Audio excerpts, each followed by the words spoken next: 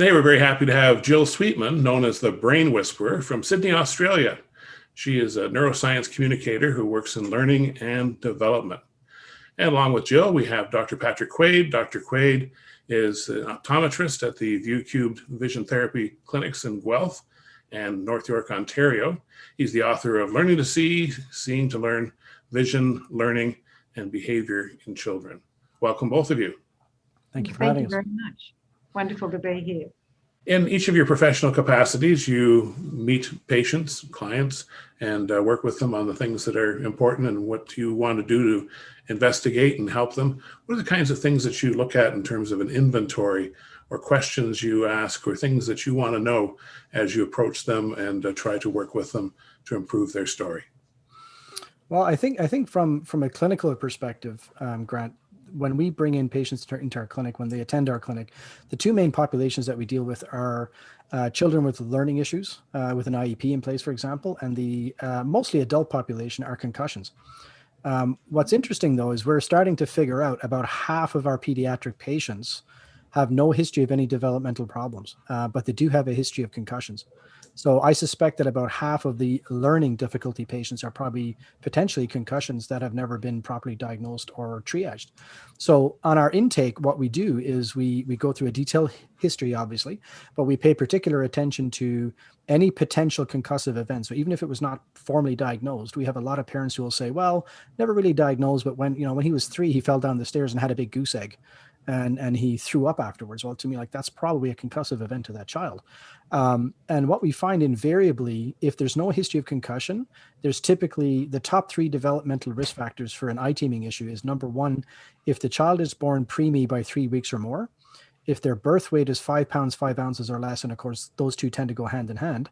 And then the third risk factor is any supplementary oxygen at birth. So cord wrapped around neck, or the baby was blue when born, or they had to have oxygen or be intubated or whatever. So we really do pay attention to the history when they come in, but I'm flabbergasted how many of the pediatric cases who have no developmental risk factors who come to us as learning difficulties, when we delve into the history, a history of 1 or sometimes more potential concussive events comes to the surface.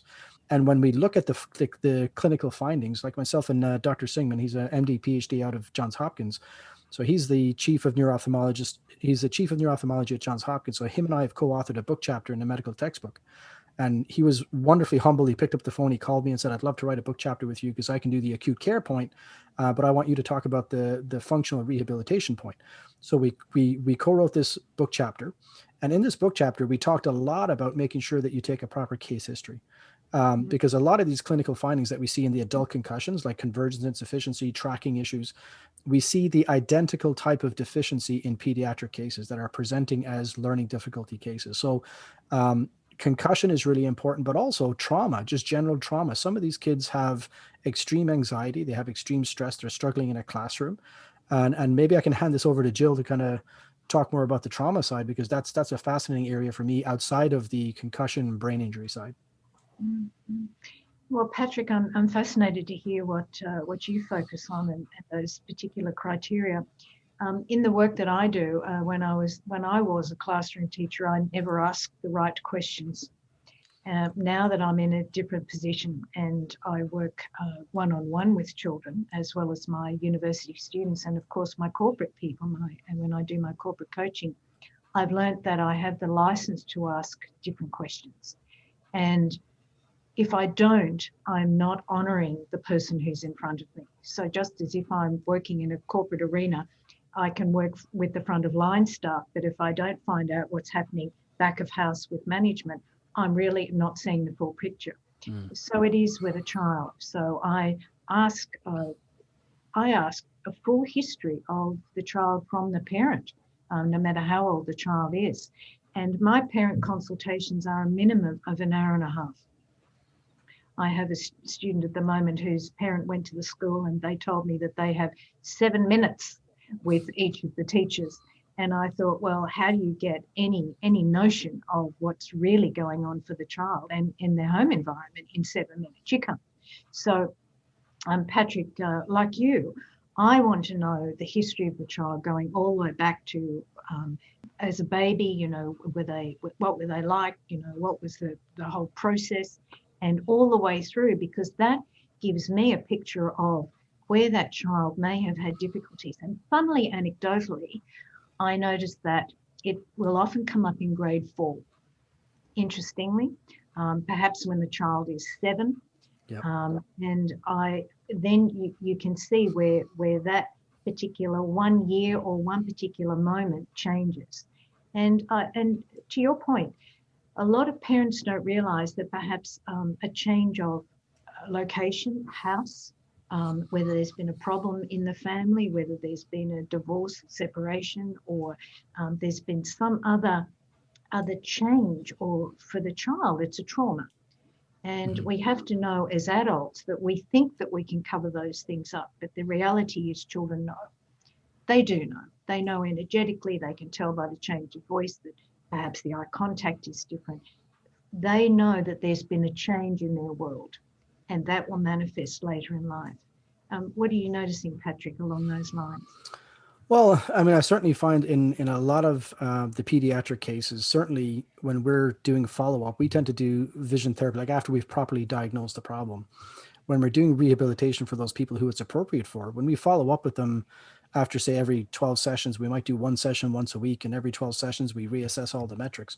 I actually find that children that have, and I'm not talking about concussion, I'm talking about some sort of psychological trauma. So some sort of, like, they've had a move, or we had tragically a kid whose dad passed away, and the dad and the kid were very, very close. And you start to notice, like, the therapy moves like molasses. It moves really slowly because it's almost like that child is just shutting down. And when we've looked at something called functional visual fields, which are kind of a little bit of a whole black hole, but what functional visual fields are is if I'm looking straight ahead and I bring a target in from the periphery, not can I see it, but can I identify what color it is or what features are the target. And what you find is in control patients, they can detect it really. So if I cover one eye, I bring it in from the side. Yep, I can tell it's moving and it's green. I can tell it's moving and it's red. But what you find in patients who either concussion or trauma, that you'll often find they're looking straight ahead, and that target has to get really close to their fixation point before they can actually identify what it is. So it's almost as if the brain is shutting down the identification fields. It's really quite something to see. And if you go back to, First World War, Second World War, there was lots of incidences of battle blindness where, there's nothing probably more stressful than being shot at. So, someone on the front line, all of a sudden their vision just went. And of course you feel bad for these folks because, probably their colleagues were accusing them of being chicken and all the rest of it. But these people had definite functional problems. They've been documented many, many, many times. I remember as a kid going to France with my dad to the D-Day beaches, and there was one of the museums that had a medical journal from a medic, and he'd actually described the case where this guy on the front line, his vision just completely collapsed down to a tunnel field. So I think stress does have a massive effect on people, not just physiologically, but I think it manifests in the visual system as well. Gosh, that's fascinating. And I work with children whom are gifted, as well as those who have learning difficulties, or those who've just somehow fallen through the cracks. And often, and I'm sure that you would see this too, but in the work that I do, I'm so mindful of children who find themselves going to online games to find a world where they can fit, because the trauma over here inside the family is too great. So they will withdraw and into their rooms, and they'll go into a virtual world that ultimately is destructive for them. And what you were saying, Patrick, the research shows that people who are committed to gaming, and this is done through longitudinal 50 odd years of study with people who've been online gaming, that their peripheral vision is not good at all. And you would think that they'd be very good at task switching and multitasking, but in fact it's the opposite. Mm-hmm.